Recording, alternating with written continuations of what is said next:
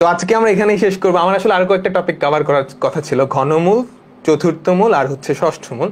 20 minute হলে হয়তো cover করতে পারতাম, বাট আজকে আসলেই বেশি প্রেশার হয়ে যাচ্ছে। তো আমার কালকে পরীক্ষাও, ইনফ্যাক্ট কালকে না, আমার আজকে পরীক্ষা, 12টা তো বেজেই গেছে, আজকে সকালে পরীক্ষা। তো একটু প্রেশার নিতে হবে আসলে, বুঝছো? এই টাইমটা ইম্পর্ট্যান্ট। এই টাইমটায় যদি প্রেশার না নিতে পারো, তাইলে কিন্তু ধরো এই যে আমার আজকে পরীক্ষা না, আমি চাইলে কিন্তু ক্লাসটা কালকে নিতে পারতাম পরীক্ষা শেষে, আমি নেই। প্রথমত একটা দায়িত্ববোধ আছে যে এখন ক্লাস রুটিন মেনটেন করা উচিত, আর দ্বিতীয়ত হচ্ছে একটু প্রেশার নিয়ে দেখি না হ্যান্ডেল করতে পারি কিনা, তাই না? স্টুডেন্ট লাইফটাই তো প্রেশার নেওয়ার সময়। হ্যাঁ, তো তোমরাও দেখো, তোমাদের ক্যাপাবিলিটি অনেক, তোমাদের নেওয়ার ক্যাপাসিটি অনেক বেশি।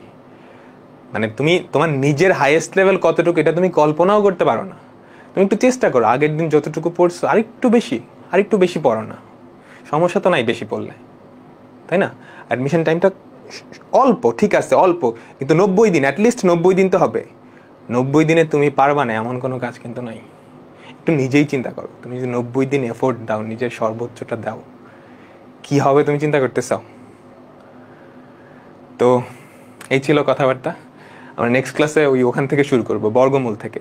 তোমাদের কাজ হবে এখন, আমি লেকচার নোটটা এখনই দিব, এখন লেকচার নোটটা আবার শুরু থেকে শেষ পর্যন্ত প্রত্যেকটা টপিক বুঝছো কিনা ভালো করে দেখা।